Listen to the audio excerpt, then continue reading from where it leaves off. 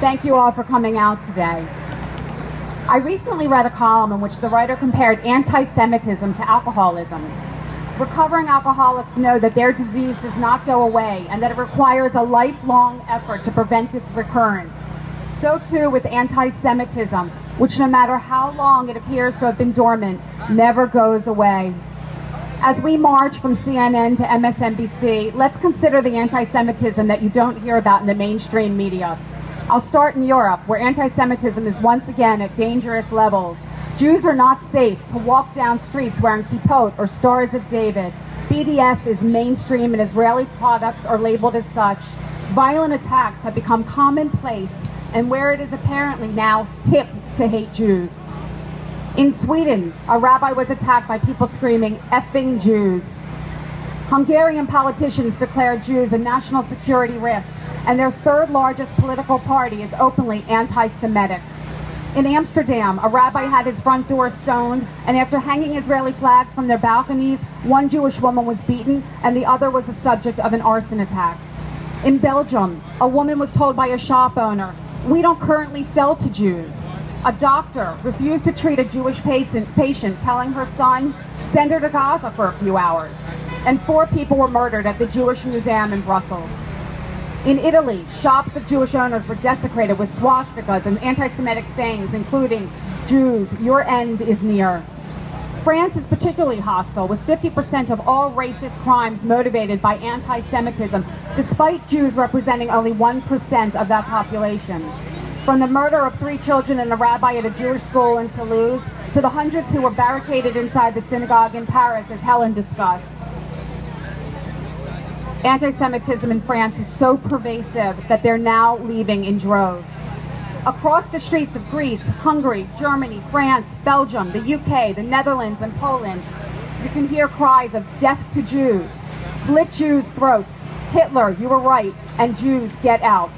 In Germany, Molotov cocktails were thrown into a synagogue that had been previously destroyed on Kristallnacht, and Jews have been physically assaulted in Frankfurt, Hamburg, and Berlin. The former president of the Central Council of Jews in Germany warned that German Jews today are living through the most threatening time since World War II. And 2 years ago, the chief rabbi of the Netherlands, when asked if there was any future for Jews in the country, he responded no, and advised the community to move to Israel. Here in America, where many Jews live inside a warm cocoon of naivety and ignorance, anti-Semitism is flourishing as well. A rabbi was murdered last month while walking to Shabbat services in Miami, and homes across Florida have been vandalized with swastikas and pro-Hamas sayings. A 12-year-old Jewish girl was physically assaulted in Brooklyn by a group of girls who yelled, "You dirty Jew, these Jews should leave the neighborhood." And a young Jewish couple was physically attacked just a couple weeks ago on the Upper East Side.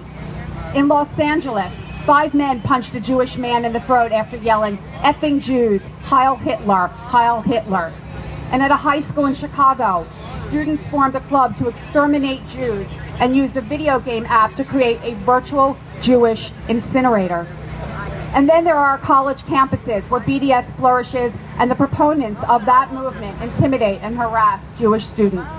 At San Francisco State University, a Palestinian student organization sold T-shirts expressing their desire for all Israelis to be killed. At the University of Michigan, pro-Palestinians promoting BDS yelled "Dirty Jew" and "Get off campus, kikes." At Vassar, members of SJP, Students for Justice in Palestine, physically blocked faculty and students and verbally assaulted them as they attempted to enter a classroom. At Temple University, a student was attacked by SJP students simply for being pro-Israel and called kike, Zionist, and baby killer while the person lay injured on the ground. And we recently learned of the violent anti-Semitic listserv participated in by over 90 professors at Brandeis University. I take the time to go through all of these incidents and events because it is urgent that the American Jewish community get their heads out of the sand and understand that the events that led up to World War II are being played out again. Where are they today?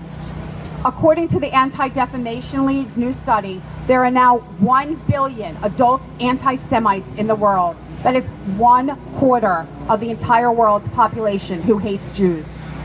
Well, I am sure that everyone here recognized the 13th anniversary of 9/11 that passed this Thursday. There was another anniversary that just passed that seemed to go by with little recognition in the Jewish community.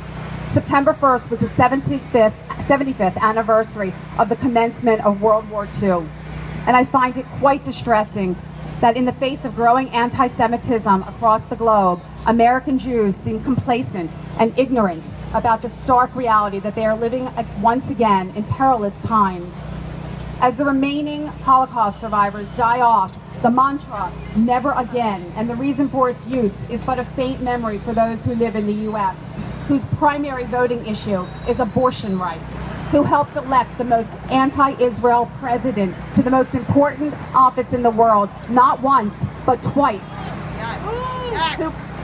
who continue to read the New York Times and watch CNN, and who are simply apathetic about Israel's survival. And make no mistake, ladies and gentlemen, Israel's survival should not be taken for granted. I personally believe that I have an obligation to the Jewish people and to God as one of His chosen people who have survived millennia of persecution right through to the Holocaust when they were finally returned to the Holy Land, to do my part to ensure the survival of the Jewish state of Israel. But even for those who do not feel the same compelling need to fulfill that responsibility, God's work, as I like to call it, there is another reason to work to help Israel survive. And that is why I read the litany of anti-Semitic incidents in Europe and the US. If there was ever a question as to whether or not the Jewish people need a homeland, look no further than what is going on in Europe and what is beginning to occur here in the US.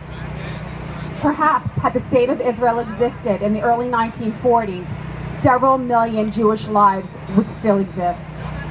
My dear friend and esteemed feminist and pro-Israel activist and author, Dr. Phyllis Chesler, broke ground in 2002 when she wrote a book entitled The New Anti-Semitism. Phyllis concluded that contrary to the UN formulation that Zionism equals racism, in reality, anti-Zionism equals racism.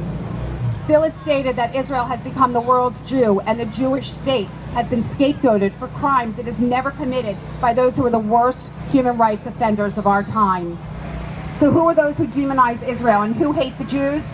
Phyllis recognized the lethal alliance between a politically correct and allegedly anti-racist Western intelligentsia and barbaric Islamic jihadists, and called this alliance a perfect storm in which the most surreal blood libels about Jews in Israel are heard around the world 24/7 in every language. Doctored footage and doctored numbers are taken as the gospel truth, and ceaseless and relentless terrorist attacks against Israel and Jews are almost invisible, but Israel's attempts to defend herself are seen as crimes. Who can we thank for that? While the Palestinians have successfully kidnapped the messaging and their propaganda machines spits out lie after lie, it is MSNBC, CNN, the New York Times, and so on that eat this stuff up and help disseminate the anti-Semitic messages. The mainstream media is complicit in creating an immoral, false narrative that harms Israel and its survival.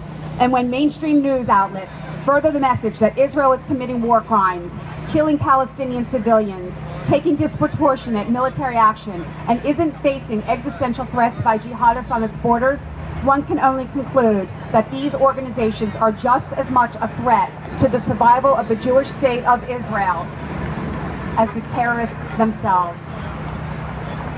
The PC police have taken over academia and the media, and they have actually trampled on our First Amendment rights, as we saw at the University of Illinois a couple of days ago when 4 Jewish students were arrested for speaking out at a student council meeting. The Islamists and other anti-Semites are permitted to take to the dais and spill out vitriol, but when Jews attempting to speak out, they are silenced. I will not be silenced, and you all